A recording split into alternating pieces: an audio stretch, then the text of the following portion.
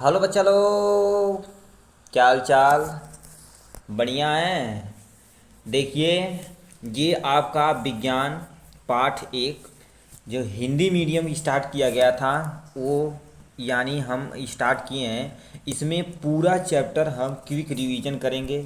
ठीक है, पूरा चैप्टर। तू कहाँ रहा भाई, इथे हम देखिए, यानी पूरा चैप्टर हम इसमें क्या करेंगे, देखेंगे, एक क्विक रिवीजन करेंगे।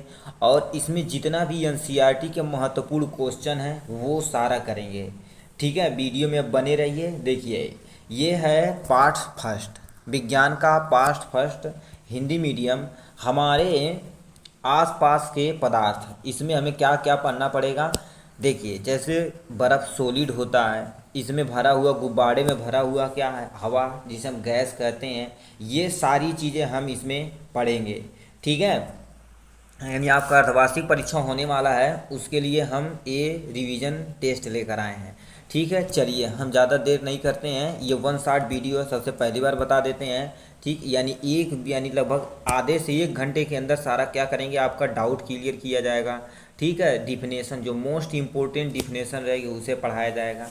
और जो एनसीईआरटी के सभी, एनसीईआरटी का एक भी क्वेश्चन नहीं, एमसीक्यू से लेके फिल इन दी ब्लैंक तक, मतलब जो आपका 1 नंबर का क्वेश्चन, 2 नंबर का क्वेश्चन और जो रिक्त स्थान है, ये सारा चीज़ें मिलान है, ये सब हम इसमें पढ़ेंगे। ठीक है, चलिए स्टार्ट करते हैं आपका वीडियो।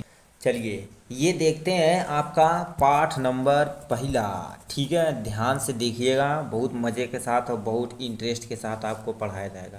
पाठ पहला, विज्ञान का जो आपका पाठ पहला है उसे देखिए। ये हमारे आसपास के पदार्थ, ये कक्षा 9 के लिए वीडियो है, स्पेशल फॉर कक्षा 9, यानी क्लास 9th के लिए है। ठीक है, देखिए ये क्या लिखा है, हमारे आसपास के पदार्थ। जैसे हम सब लोग पर डे डेली लाइफ में अपने आसपास बहुत सारी चीज़ें देखते हैं। जैसे साइकिल चलाते हैं, वो हमारा क्या है, ठोस है। जैसे हमारी दीवार है, ठीक, वो भी ठोस है। हम सांस लेते हैं, वो भी क्या होता है, ऑक्सीजन, वो भी गैस है। हम पर डे पानी पीते हैं, वो भी एक द्रव है। तो ये सारी चीज़ें इसमें हम पढ़ेंगे। ठीक, उसे हम क्या कहते हैं, उसे हम पदार्थ कहते हैं। यानी जो भी हमारे चीज़ अगल बगल हमें दिख रही है, वो सब सारी चीज़ें क्या हैं, जो हमें दिख रही है वो सब आपके क्या है, पदार्थ है। इसी पदार्थ को हम क्या करेंगे, हमें पढ़ना है। एक्चुअली तुम्हें थोड़ा सा छोटा ही रहने देते हैं। ठीक है, चलिए अब स्टार्ट करते हैं, यानी एक क्विक रिवीजन। देखिए, संसार के संसार के सभी वस्तुएं जिन, यानी जिन सामग्री से बने हैं, वैज्ञानिक उसे क्या कहते हैं, पदार्थ कहते हैं। यानी यूनिवर्स में, मतलब हमारे संसार में कोई भी ऐसी वस्तु है, वो किससे जो भी सामग्री वो किससे बनी है, पदार्थ से मिलकर बनी होती है। अब एक्चुअली पदार्थ होता क्या है, देखिए, वे वस्तुएं जिनका द्रव्यमान है और स्थान यानी आयतन घेरती है, वह पदार्थ कहलाती हैं। ये आपका पूछेगा पदार्थ किसे कहते हैं, तब लिखिए कि क्या, वे वस्तुएं जिनका द्रव्यमान होता है और स्थान यानी आयतन घेरती हैं, वे पदार्थ कहलाती हैं। जैसे आप साइकिल स्टैंड में अपना साइकिल रखते हैं, ठीक है, तो वहाँ पर देखेंगे तो आपका साइकिल का क्या है, यानी कोई कुछ ना कुछ द्रव्यमान है कि नहीं। 10 से 15 किलो आपकी लगभग साइकिल होगी। ठीक है, 10 से 15 किलो आपकी एक नॉर्मल साइकिल होगी। ठीक है, 15 किलो, ये इसके पास, मतलब आपके साइकिल के पास क्या है, द्रव्यमान यानी मास है। ठीक, और दूसरा बात कर रहे हैं, ये कहा स्थान घेरते हैं, यदि जहाँ आप खड़ा करते हैं इतने एरिया में तो घेरती है कि नहीं, तो ये आपका स्थान घेरती है, तो वो भी पदार्थ है। जैसे आप स्कूल बैग ले जाते हैं, उसमें यदि बुक रखते हैं, तो बताओ बुक का कोई ना कोई क्या है, द्रव्यमान होगा, मतलब कोई, यानी बुक जो है कोई ना कोई उसका वेट होगा, मास होगा कि कितने ग्राम का है, कितने केजी का है।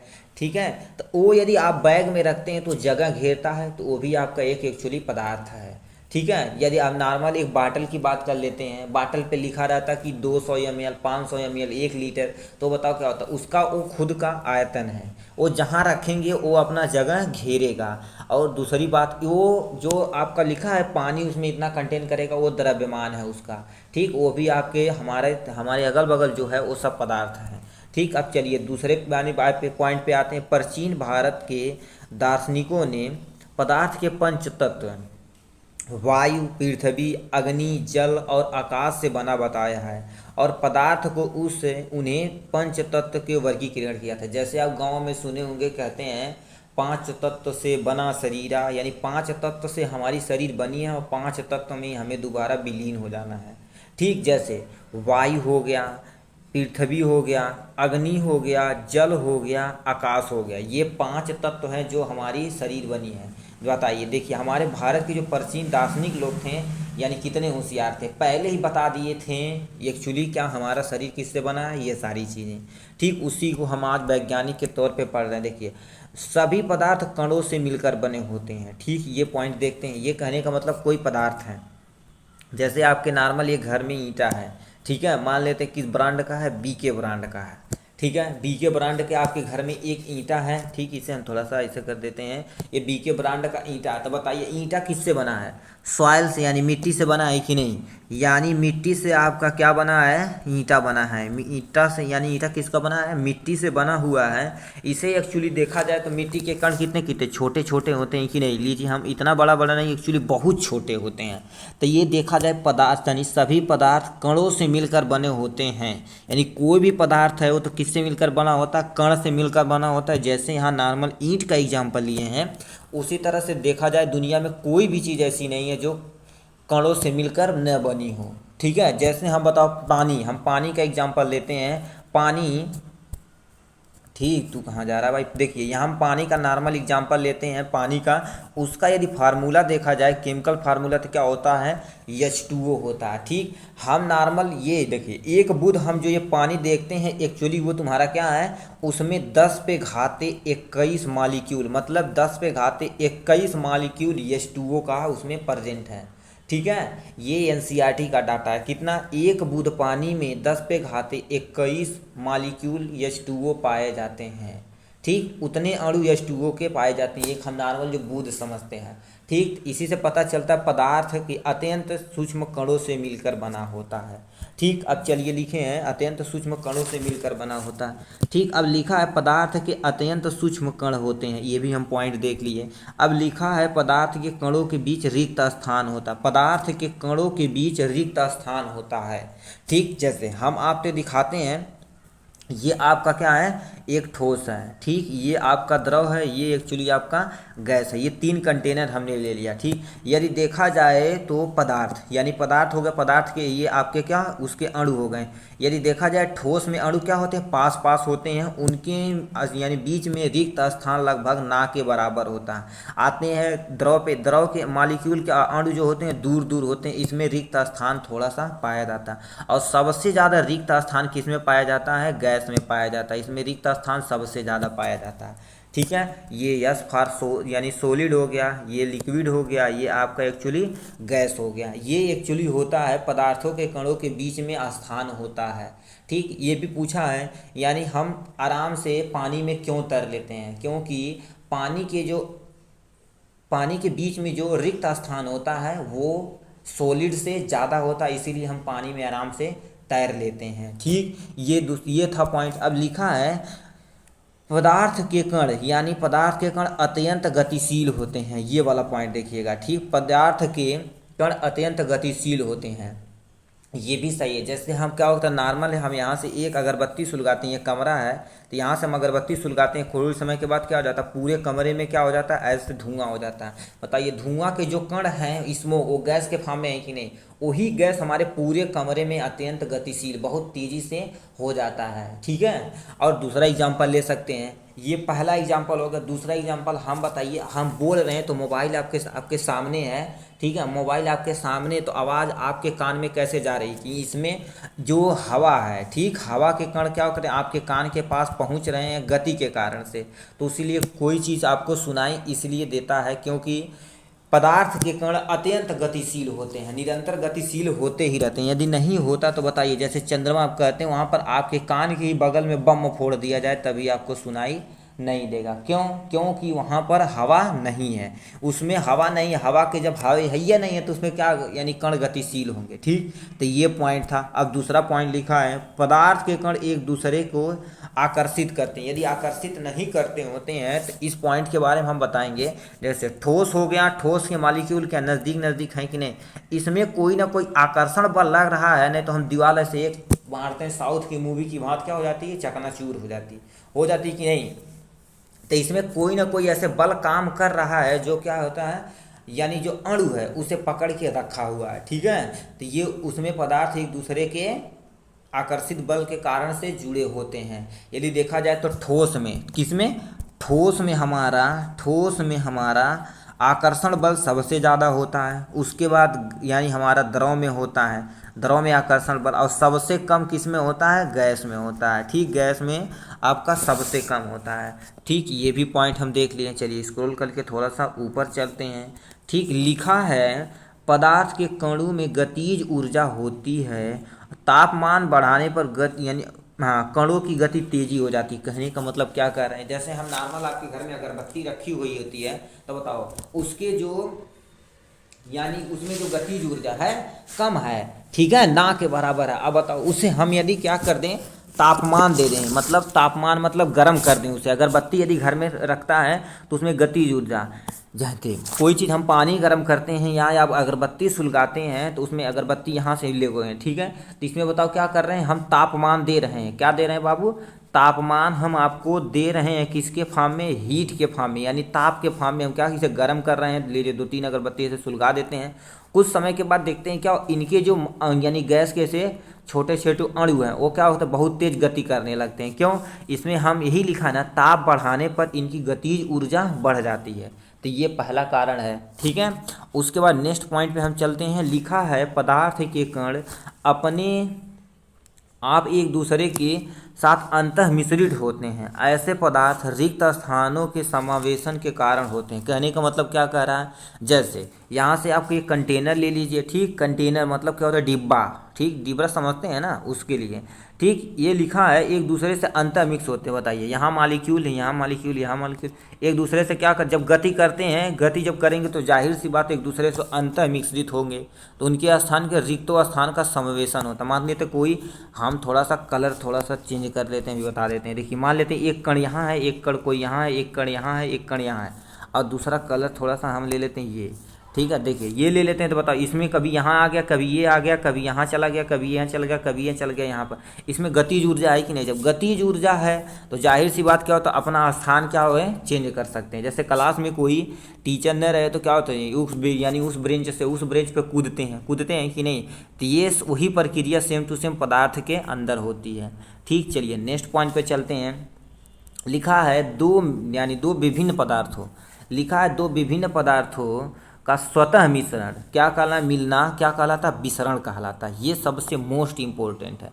दो पदार्थ के कणों के स्वतः मिलना विसरण कहलाता है। मतलब दो चीज़, जैसे आप ले दिए, ये हो गया, ठीक। एक कंटेनर हो गया, पानी इसमें हम भर देते हैं, ठीक है, पानी भर देते हैं और इसमें हम क्या कर देते हैं, इस कलर का लीजिए, ये जो हम यानी ब्लू कलर का दिखा रहे हैं ये हमारा इंक है, ठीक है। इंक बताओ क्या होता है, कुछ समय के बाद पूरे में मिल जाता है कि नहीं। तो ये स्वतः मिश्रण है जो क्या कहलाता है, विसरण कहलाता है। दूसरा एग्जाम्पल, आप पलटी में क्या उसे पानी लीजिएगा और उसमें मान लेते हैं ब्लू कलर का ये जो हम मिला रहे हैं रेड कलर का ले लेते हैं, ठीक है। रेड कलर का ये जो मिला रहे हैं इसमें क्या है हमारा, ये रेड कलर का हम जो मिला रहे हैं एक्चुअली हमारा वो डिटॉल है। डिटॉल यदि मिलाया जाता है तो कुछ समय के बाद हमारा पूरे पानी में क्या हो जाता है, भर जाता है कि नहीं, भर जाता है। तो यही कारण है कि इसके विसरण के कारण से ही भर जाता है, ठीक है,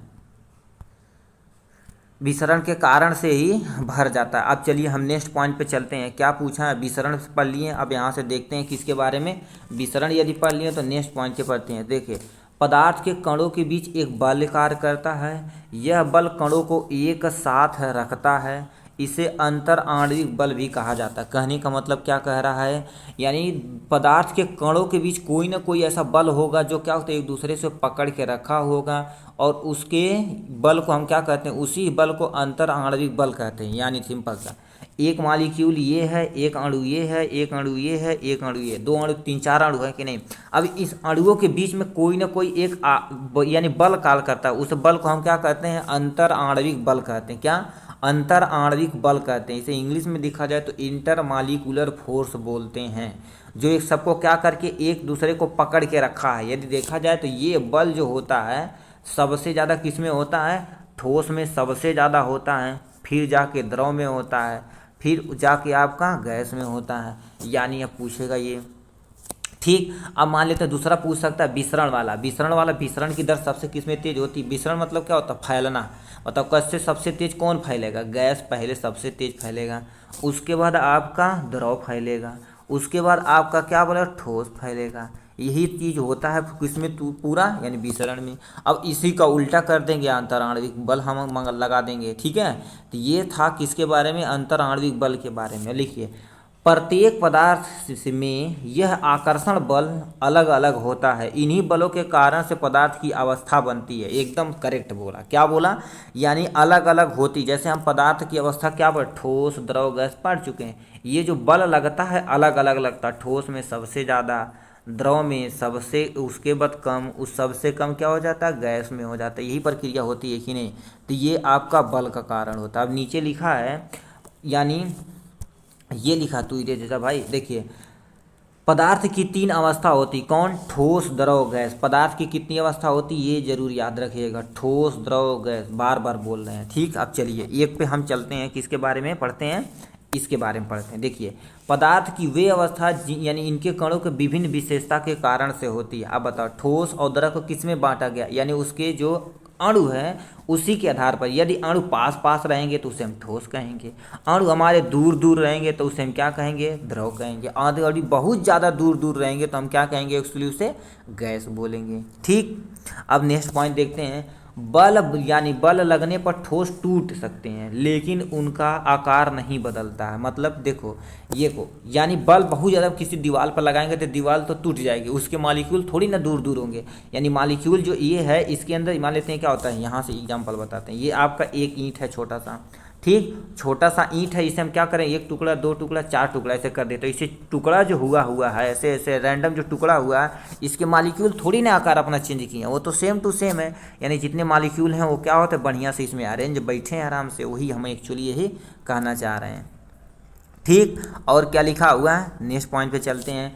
द्रव का कोई अपना आकार नहीं होता है। जिस बर्तन में रखे जाते हैं उसी का आकार ले लेते हैं, परंतु द्रव का आयतन होता है।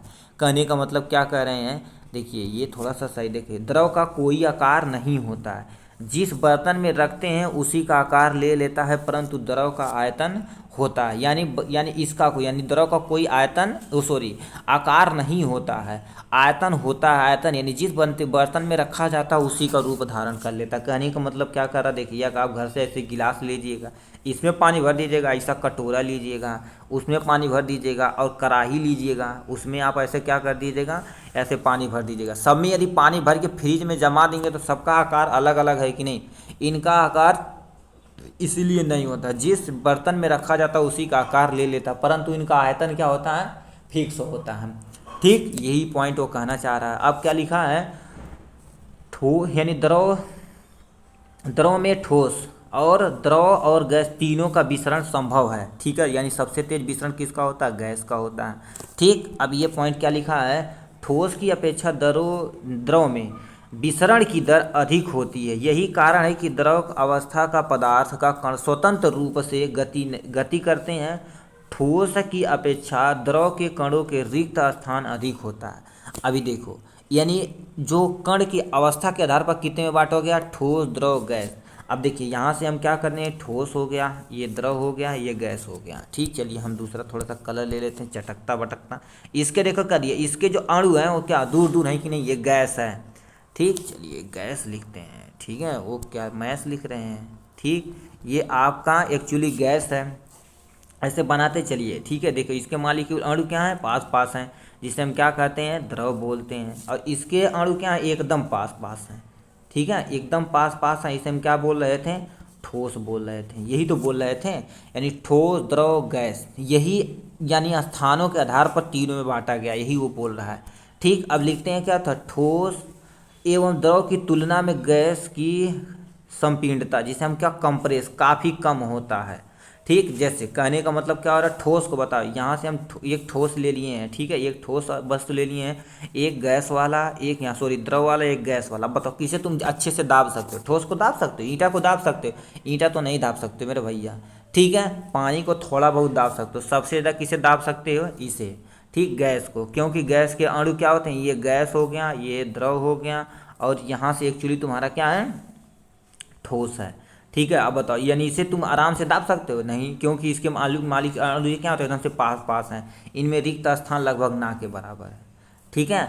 द्रव को दाब सकते हैं थोड़ा बहुत, सबसे ज़्यादा किसे दाब सकते हैं? गैस को दाब सकते हैं। यही एक्चुअली वो कह रहा है। ठीक, अब क्या पूछा है? ताप व दाब में परिवर्तन कर पदार्थ की अवस्था बदली जा सकती है। देखिए, आप सुने होंगे, पहला हम ताप के बारे में बताते हैं। जैसे बर्फ़ है, बर्फ़ क्या द्रव, यानी बर्फ़ यहाँ लिखते हैं। ठीक है, यहाँ से बर्फ़ क्या ठोस है कि नहीं? अब बताओ, यानी हम बर्फ़ को यानी गर्म करें, ताप दें तो क्या हो जाएगा? द्रव में चेंज हो जाएगा कि नहीं? द्रव में चेंज हो जाएगा, तो ये तापमान बढ़ा नहीं दिए। ठीक, तो यही हमें पढ़ना है। ठीक, उसे हम क्या कहते हैं अभी हम आपको बता देंगे। ठीक है, क्या किसमें चेंज होगा, वो सारी चीज़ें प्रक्रिया। ठीक है। अब देखिए, द्रव को हम क्या करते हैं, पानी को यदि गर्म किया जाता है तो किस में कन्वर्ट हो जाता है? यानी वाष्प में, यानी गैस में कन्वर्ट हो जाता है कि नहीं? वाष्प में बदल जाता है। वाष्प नहीं, वाष्प बोलते हैं। ठीक, वाष्प में बदल जाता है। तो ये सब प्रक्रिया हमें स्टेप बाय स्टेप पढ़ते हैं। चलिए स्टेप इसे पढ़ते हैं। ठीक है, ये थ्योरी समझ जाएंगे तो बहुत मज़े के साथ सब कुछ कर लेंगे। पहला लिखा है, जिस ताप पर कोई ठोस पिघल कर द्रव में बन जाता है, यानी बर्फ़ को हम यानी पिघला देते हैं ना, उस ताप को हम क्या कहते हैं? गलनांक या मेल्टिंग पॉइंट कहलाता है। दोबारा बता रहे हैं, कहने का मतलब क्या होता है? हम बर्फ़ है, बर्फ़ नॉर्मल यदि रखा जाता है कुछ समय के बाद गल जाता है कि नहीं? गल जाता, तो उसमें हम क्या कर रहे हैं? वो ताप ले रहा है कि नहीं? जब ताप ले रहा है तो हमारा ठोस से, सिंपल से समझिए, ठोस से द्रव का बनना, ठीक है, ठोस से द्रव का बनना क्या कहलाता है? गलनांक कहलाता है, जिसे हम क्या कहते हैं? मेल्टिंग पॉइंट कहते हैं। देखा जाए तो हर एक ठोस का अलग अलग मेल्टिंग पॉइंट होता है। ठीक है, चलिए हम नेक्स्ट पॉइंट पे चलते हैं। गलने की प्रक्रिया यानी ठोस से द्रव अवस्था में परिवर्तन को हम क्या कहते हैं? सगलन बोलते हैं। ठीक है, यानी गलन या सगलन बोलते हैं, जिसे हम गलनांक, ये गलनांक एक पॉइंट है जिस पे देखा जाए तो वो गल जाता है। ठीक है, और सगलन मतलब क्या होता है? कोई ठोस से द्रव में अवस्था में परिवर्तन को हम सगलन कहते हैं।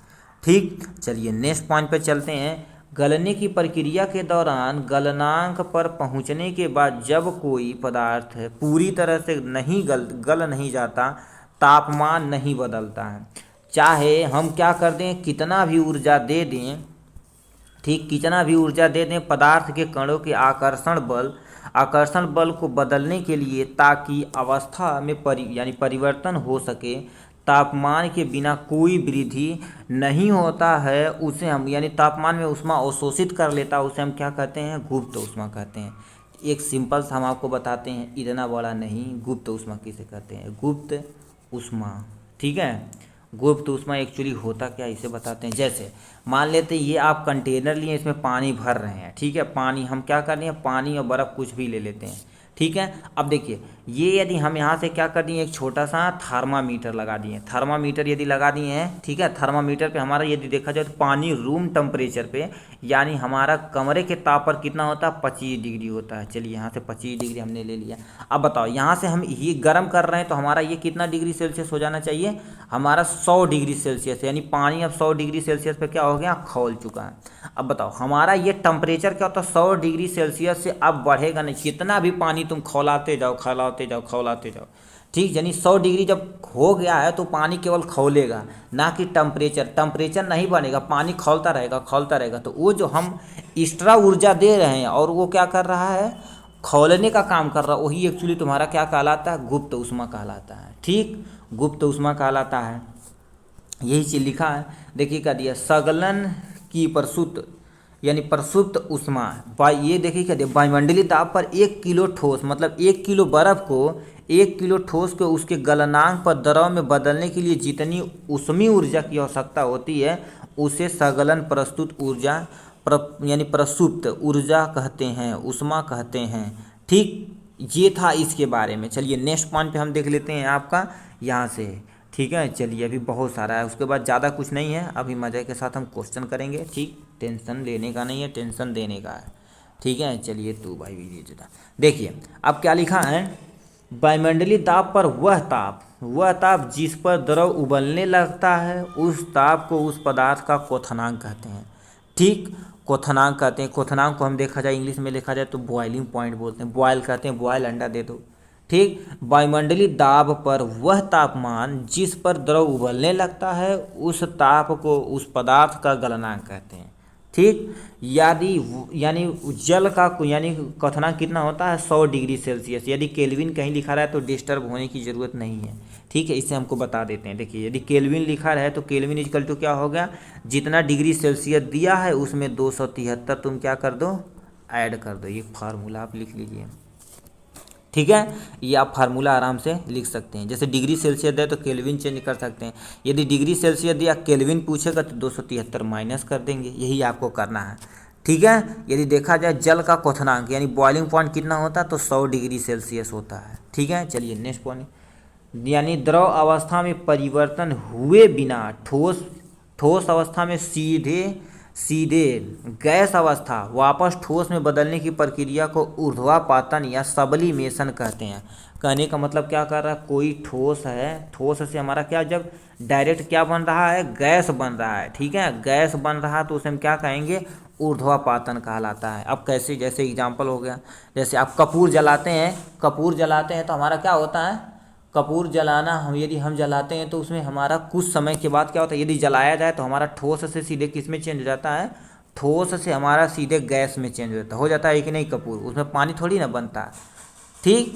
ये नहीं बनता है तो हमारा क्या कहलाता है, ऊर्ध्वापातन कहलाता है। और एक एग्जाम्पल बता रहे हैं, जैसे नेप्थोलिन बाल होती है, वो भी क्या होती है, सीधे ठोस से गैस अवस्था में परिवर्तित हो जाती है, ठीक। कैसे, ठोस अवस्था से गैस अवस्था में परिवर्तन हो जाती है, ठीक। ये सब किसका, ऊर्ध्वापातन का एग्जाम्पल है। चलिए अब नेक्स्ट पे आते हैं।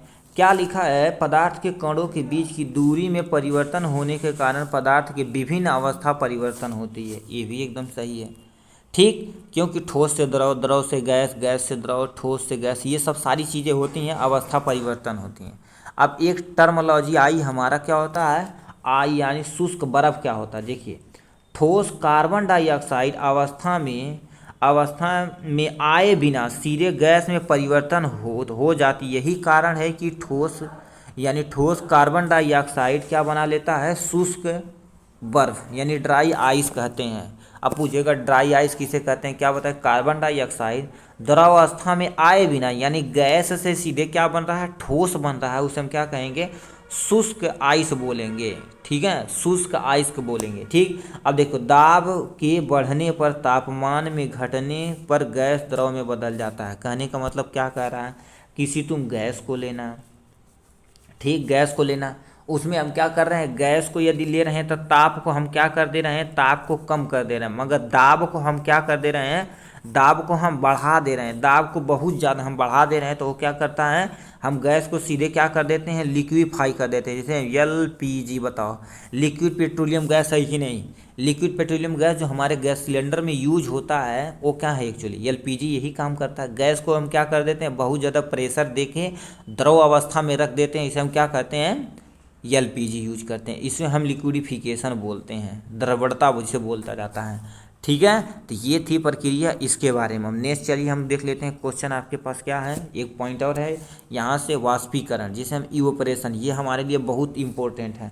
क्वथनांक से कम ताप पर द्रव कि वाष्प में परिवर्तन होने को हम वाष्पीकरण कहते हैं, ठीक। वाष्पीकरण कहने का मतलब क्या होता है, ये भी द्रव से हमारा क्या बन रहा है, द्रव से एक्चुअली तुम्हारा क्या बन रहा है, द्रव से एक्चुअली यही भी गैस बन रहा है। मगर देखो क्या दिया, उसमें हमारा क्या होता है, वाष्पन जो होता है उसमें हम क्या करते हैं, पानी को उबाला जाता है।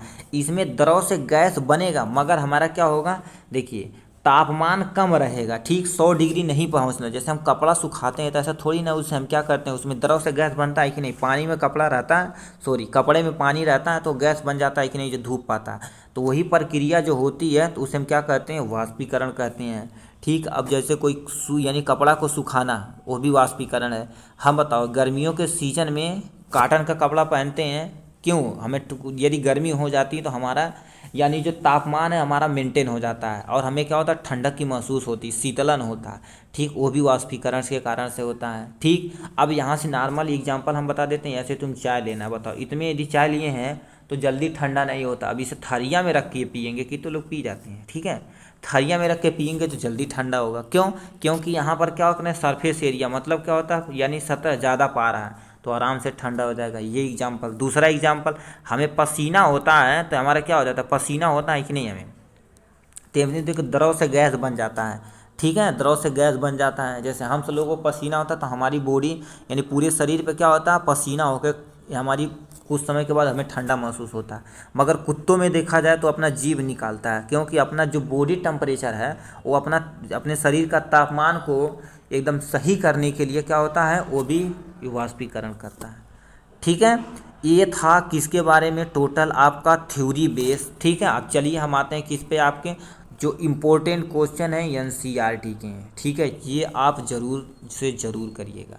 ठीक, पहला हमसे क्वेश्चन पूछा है, यानी निम्नलिखित में से कौन सा पदार्थ है, इसमें पदार्थ, अभी पदार्थ के बारे में क्या पढ़े हैं, जो स्थान घेरता है और जिसके पास आयतन होता है वो एक्चुअली तुम्हारा क्या कहलाता है, पदार्थ कहलाता है। चलिए आते हैं, कुर्सी ये तुम्हारा पदार्थ है। वायु, ये अब कोई पूछे हवा कैसे पदार्थ है, क्यों, गुब्बारा में यदि हम बढ़ते हैं हवा तो जगह घेरता है कि नहीं, और गुब्बारा कुछ ना कुछ वजन हो जाता है। वॉलीबॉल खेलते होंगे, फुटबॉल खेलते होंगे, यदि देखा जाए तो ये उसे खाली करके हम बैग में आराम से रख सकते हैं, ज़्यादा वजन नहीं होता। उसमें हवा भर दिया जाए तो क्या हो जाता है, वजन हो जाता है कि नहीं, वजन हो जाता है।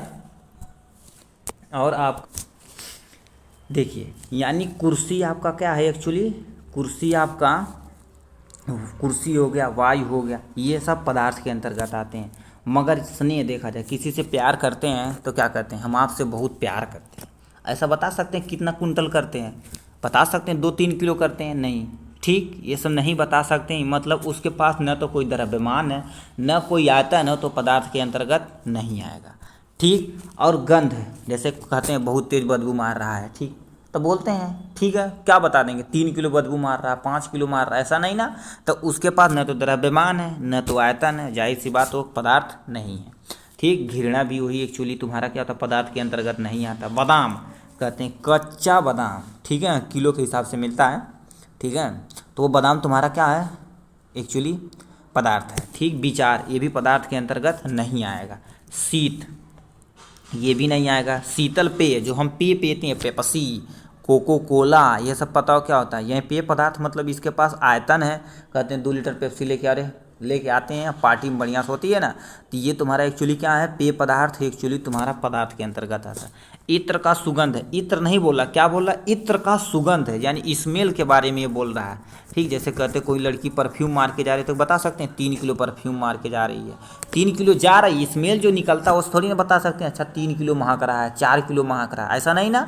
ठीक, तो ये तुम्हारे पदार्थ के अंतर्गत ये वाले आएंगे, क्या, कुर्सी हो गया, बादाम हो गया, वायु हो गया, शीतल पेय हो गया आदि, ये सब पदार्थ के अंतर्गत आते हैं। ठीक, अब पूछा है, चलिए यहाँ से नीचे चलते हैं, पूछा है ये दूसरा क्वेश्चन हमसे पूछा है, परीक्षण के कारण बताइए। ठीक, बताना है, गर्म खाना यानी गर्मा गर्म खाना, गंध कई मीटर तक दूर से भी आप पास पहुंच जाते हैं, लेकिन ठंड खाने की महक लेने के लिए आपको उसके पास आना पड़ता, क्यों, अब इसके बारे में हम विसरण बताएंगे। ठीक, विसरण पढ़े होंगे, तो विसरण क्या होता है, यदि हम नॉर्मल एक कमरा है, कमरे में अगरबत्ती एक जगह सुलगाते हैं तो देखो कुछ पूरे कमरे में फैल जाता है कि नहीं, किसके कारण से, विसरण के कारण से। तो वही हमारा कारण है, क्या, हम खाने को क्या कर सकते हैं, बहुत यदि गर्म है, कहते हैं गर्मा गर्म समोसा लाओ, गर्मा गर्म पेप्सी लाओ, पेप्सी कैसे पी लेंगे, गर्मा गर्म पियेंगे तो लूज मोशन हो जाए।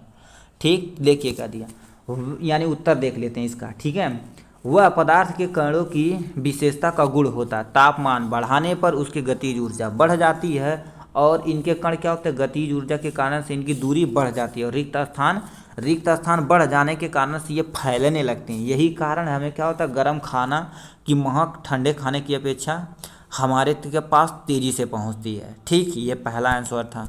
दूसरा आंसर तीसरे पे आते हैं, ये देखो पूछा है, देखो यहाँ से, स्विमिंग पूल में गोताखोर पानी काट पाता है, यह इस पदार्थ के कौन सा गुण यानी परीक्षित होता है। ठीक, तो इसके बारे में बताना। अब इसे द्रव को, मतलब पानी को आपको पूरा यहाँ से अच्छे से डिफाइन करना पड़ेगा, क्यों, चलिए इससे करते हैं। यह क्रियाकलाप यह दर्शाता है कि पदार्थ के, यानी यहाँ पे देखो, यहाँ तू इरे देता भाई, पदार्थ के कणों के बीच रिक्त स्थान होता है। ठीक, यही पदार्थ के कणों के रिक्त स्थान नहीं होता तो गोताखोर पानी में पानी को नहीं काट पाता, समुद्र में पानी को नहीं काट पाता। अभी जो बताए थे, देखिए रिक्त स्थान क्या होता है, ये ठोस में क्या होता है, मॉलिक्यूल ऐसे पास होते हैं तो हम इजली इसे पार नहीं कर सकते, ऐसे थोड़ी ना बाहुबली की तरह मारेंगे दीवार टूट के चला जाएगा। ठीक, मारेंगे मुँह में फूट जाएगा सब। ठीक है, तो यही कारण है। ठीक, और चलते हैं तीसरे क्वेश्चन पे। ठीक है, तीसरा क्वेश्चन क्या पूछा है? पूछा है पदार्थ के कणों की क्या विशेषता, पदार्थ के कणों की क्या विशेषता है, इसकी निम्न विशेषता। पहला, पदार्थ के कणों के बीच में रिक्त स्थान होता है, पहला। दूसरा, पदार्थ के कणों यानी कण क्या, निरंतर गतिशील होते हैं। तीसरा दिया है पदार्थ के कण एक दूसरे से आकर्षित होते हैं, जो थ्योरी में हम बता दिए हैं। ठीक, ये था प्रक्रिया किसके बारे में, ये पदार्थ की विशेषता। 3 विशेषता इंपॉर्टेंट है जो आपको याद रखना है। ठीक है, चलिए छठे नंबर क्वेश्चन पे चलते हैं। छठा नंबर क्या पूछा है?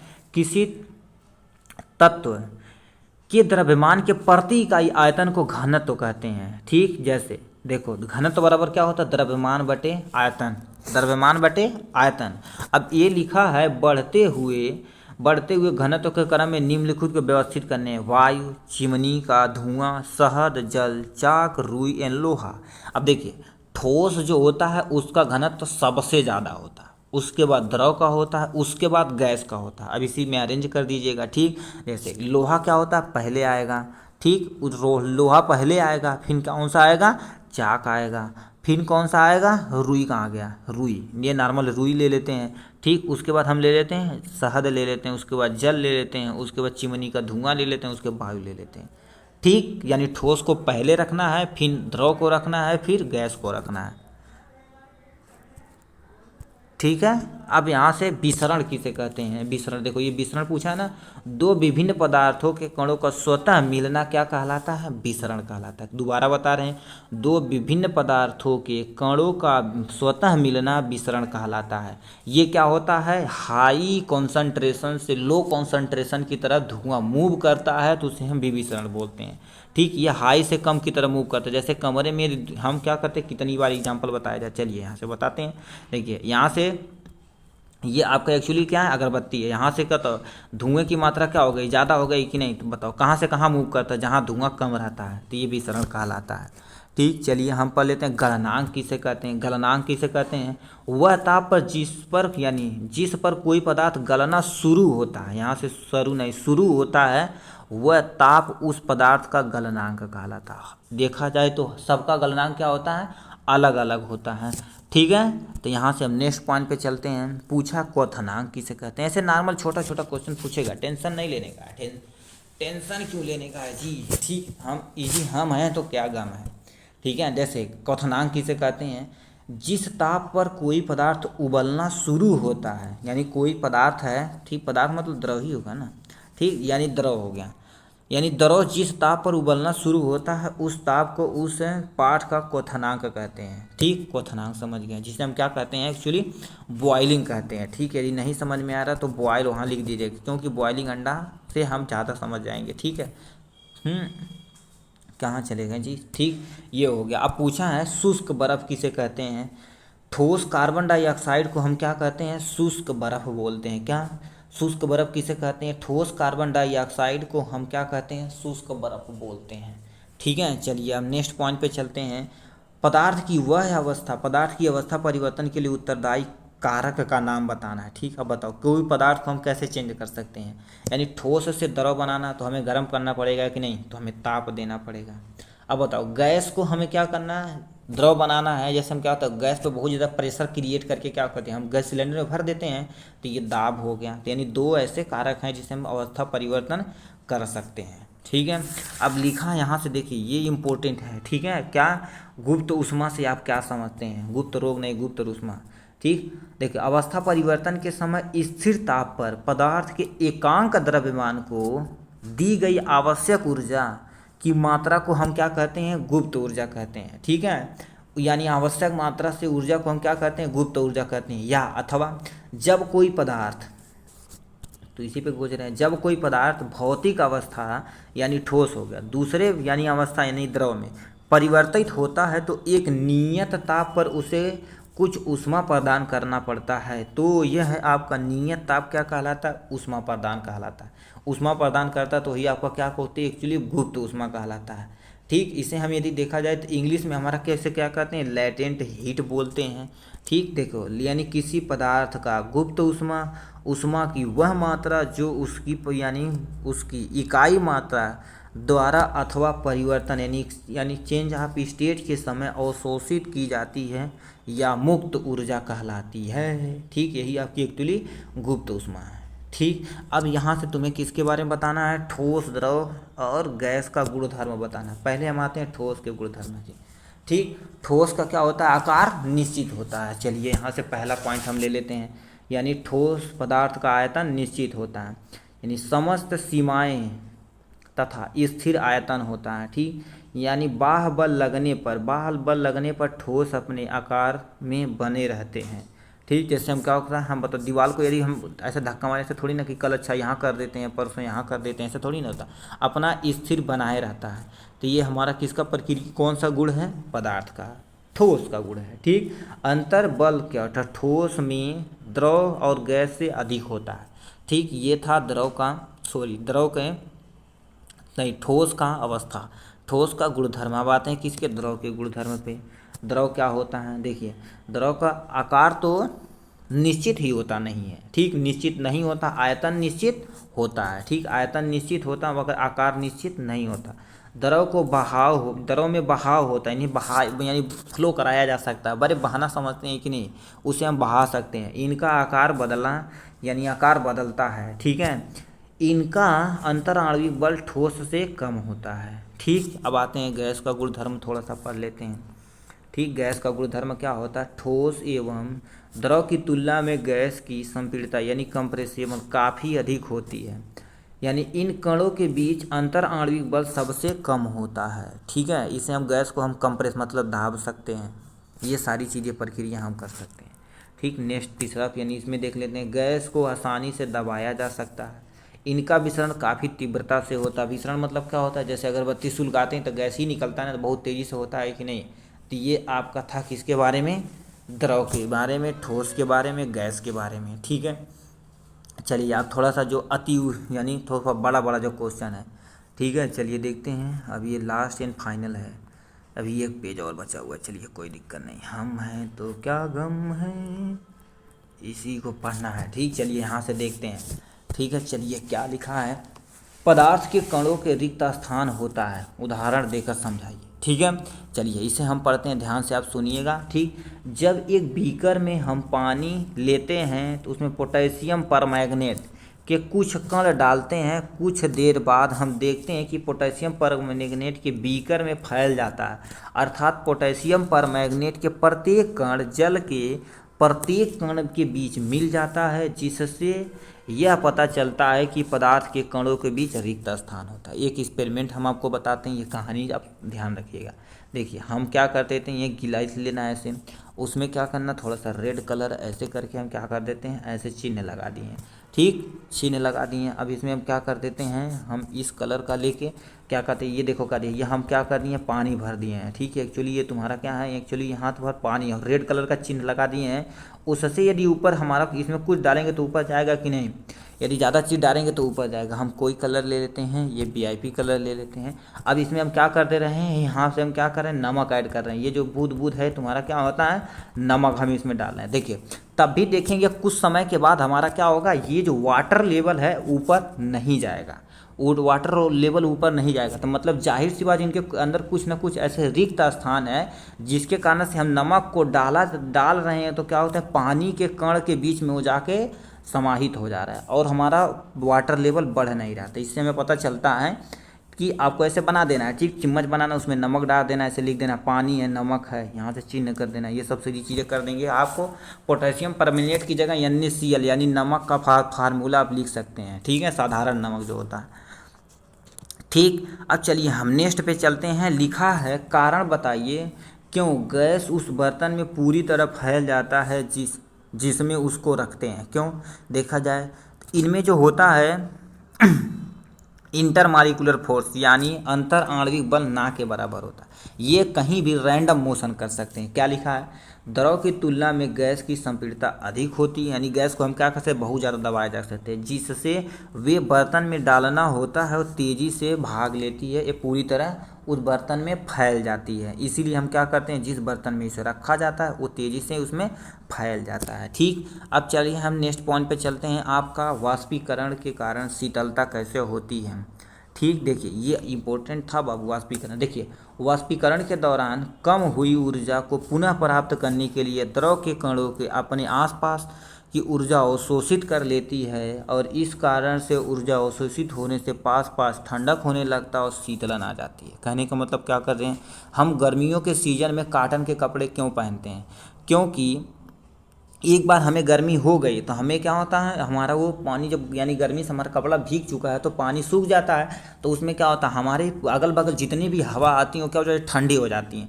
ठंडी होने के कारण से हमें क्या होता है, शीतल कहते हैं, ठंडी ठंडी हवा, तो हमें शीतला महसूस होता है। ठीक, यही था इसके बारे में। ठीक है, चलिए हम नेक्स्ट पॉइंट पे चलते हैं।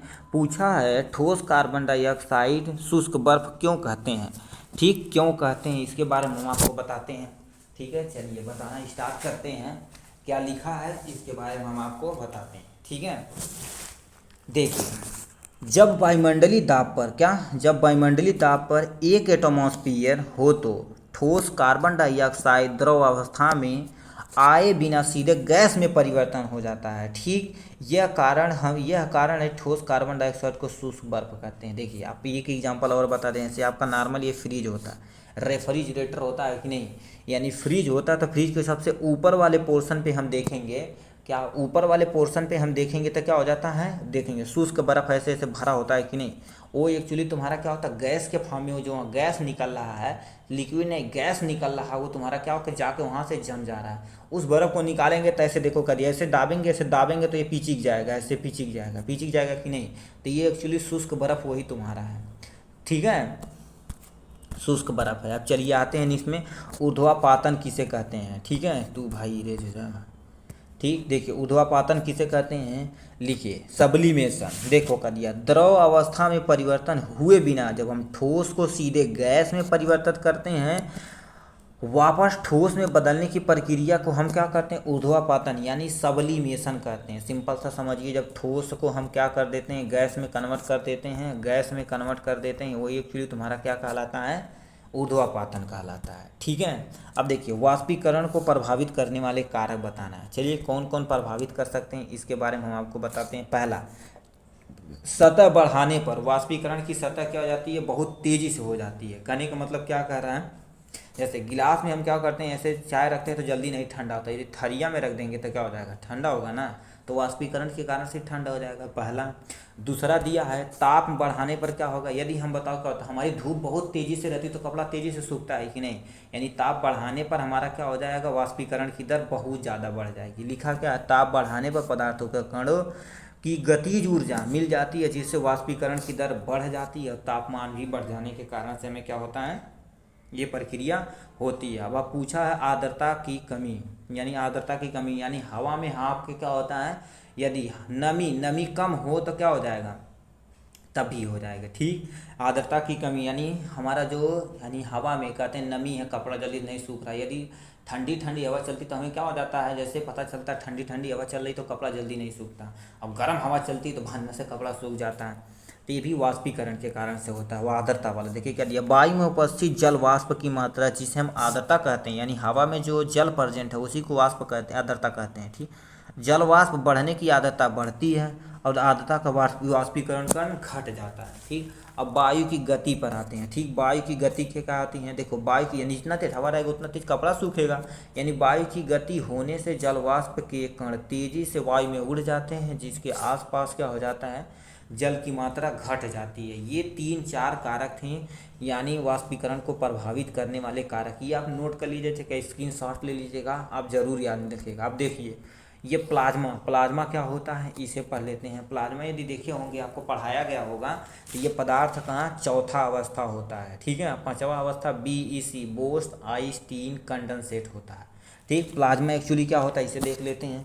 प्लाज्मा पदार्थ की चौथी अवस्था मानी जाती है। नियॉन बल्ब के अंदर नियॉन गैस और फ्लोरेसेंट ट्यूब के अंदर हीलियम गैस या कोई एनी गैस, ठीक, एनी गैस होती है और विद्युत उष्मा से यानी जब उसमें हम क्या होता है, विद्युत उष्मा डालते हैं तो हमारा गैस आयनी थी, होकर आवेशित हो जाता है, और आवेशित होने से ट्यूब के अंदर क्या होता है, एक चमकीला पदार्थ यानी चमकीला पदार्थ होता है, जिसे हम क्या कहते हैं, प्लाज्मा कहते हैं। ठीक, प्लाज्मा क्या कहते हैं, यानी गैस आयन के फॉर्म में उसे इतनी ज़्यादा एनर्जी दे दिया जाए कि वो ग्लो करने लगे यानी चमकने लगे, तो वही एक्चुअली तुम्हारा क्या है, प्लाज्मा हो गया। जो आपके घर में ट्यूबलाइट वगैरह होगी उसमें भरा होगा।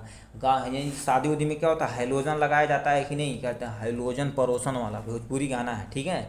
तो वो उसमें एक्चुअली तुम्हारा क्या होता है, वही भी प्लाज्मा होता है। ऐसे देखो करिए, ऐसे भरा होता है, यहाँ से ऐसे निकाल के क्या कर देते हैं, बल्ब लटका देते हैं कि नहीं, वो भी एक्चुअली आपका वो प्लाज्मा है। पूछा है गुप्त ऊष्मा किसे कहते हैं, यहाँ से गुप्त ऊष्मा किसे कहते हैं, गुप्त ऊष्मा किसे कहते हैं, इसे देख लेते हैं। चलिए नीचे स्क्रॉल करके कर देते हैं, ठीक है। लास्ट एंड फाइनल, ज़्यादा घबराइए नहीं। पूछा है, देखिए क्या पूछा है, गलने की प्रक्रिया के दौरान गलनांक में पहुँचने के बाद जब कोई पदार्थ पूरी तरह से गल नहीं जाता, तापमान नहीं बदलता है, ठीक है, पूरी तरह से गल नहीं जाता और तापमान भी नहीं बदलता, तापमान फिक्स हो गया, चाहे उसमें यानी उसमें भी ऊर्जा दे दी जाए पदार्थ के कणों के आकर्षण बल में बदलने के, ताकि अवस्था में परिवर्तन हो सके, तापमान को बिना बदले, यानी बताओ ताप को हम क्या बढ़ा नहीं रहे हैं, फिक्स है। ठीक, उसके अतिरिक्त तो जो ऊष्मा अवशोषित होती है वो एक्चुअली तुम्हारी क्या कहलाती है, गुप्त ऊष्मा। उस ऊष्मा की छुपी हुई जो होती है एनर्जी, जो होती है ऊष्मा होती है, उसे हम क्या एक्चुअली क्या कहते हैं, गुप्त ऊष्मा कहते हैं। ठीक, गुप्त ऊष्मा जरूर से जरूर पूछता है। ठीक, तीन तीन क्वेश्चन आया, थ्योरी में आया, यहाँ आया, 2 क्वेश्चन पूछ दिया है। ठीक, चलिए हम आते हैं कि इसमें संलग्न क्या होता है, यानी गलन। गलन मतलब समझते हैं, वही एक्चुअली तुम्हारा क्या होता है। लिखा क्या, एक वायुमंडलीय दाब पर 1 किलो ठोस मतलब 1 किलो बर्फ को गलनांक में द्रव में बदलने की जितनी ऊष्मीय ऊर्जा की आवश्यकता होती है उसे क्या कहते हैं, यानी प्रसुप्त गलन ऊष्मा कहते हैं। ठीक, प्रसुप्त ऊष्मा, ये आप लिख दीजिएगा। ठीक है, अब पूछा वाष्पीकरण की गुप्त ऊष्मा क्या होती है। चलिए, एक वायुमंडलीय दाब पर 1 किलो द्रव को मतलब 1 किलो द्रव को उसके क्वथनांक पर गैसीय अवस्था में परिवर्तन करना जितनी ऊष्मा ऊर्जा की आवश्यकता होती है उसे वाष्पीकरण की प्रसुप्त ऊष्मा कहते हैं। ठीक, प्रसुप्त ऊष्मा कहते हैं। ठीक, अब पूछा है संघनन किसे कहते हैं। चलिए संघनन आते हैं, ठीक है। संघनन किसे कहते हैं, तू कहाँ जा रहा भाई। ठीक, संघनन किसे कहते हैं, क्या वह प्रक्रिया जिसमें गैस संघनित होकर ठंडा द्रव में रूप में बदल जाता है वो तुम्हारा क्या कहलाता है, यानी संघनन कहलाता है। सिंपल से समझिए, जब गैस को क्या द्रव अवस्था में परिवर्तित किया जाता है तो उसे हम संघनन कहते हैं, बस।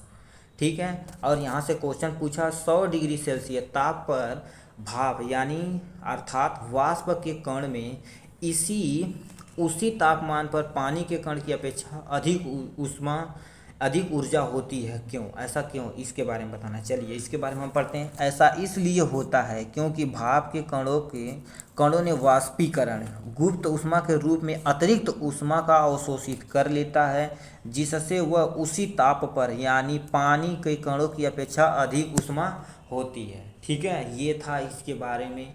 ठीक, अब यहाँ से एक हमें अंतर पूछ लिया है किसके बारे में, ये जो बहुत इंपॉर्टेंट है आपके लिए।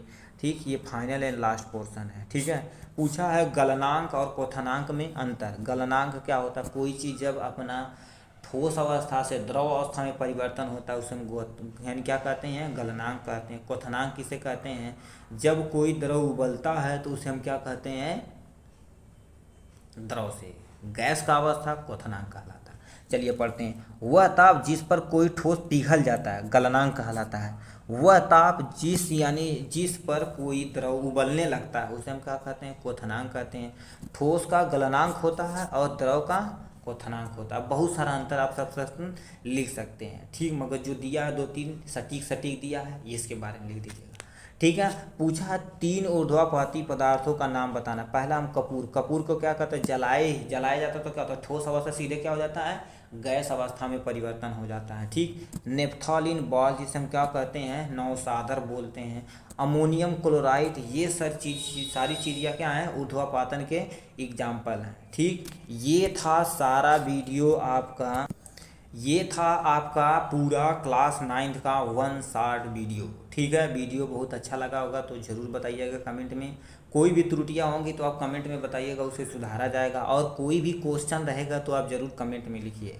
ठीक, इसके बाद हम मिलेंगे नेक्स्ट चैप्टर के बाद, यानी इसके जस्ट यानी पार्ट 2 में हमारे आसपास के जो शुद्ध पदार्थ हैं उसके बारे में पढ़ेंगे। ठीक, ऑल द वेरी बेस्ट दोस्तों।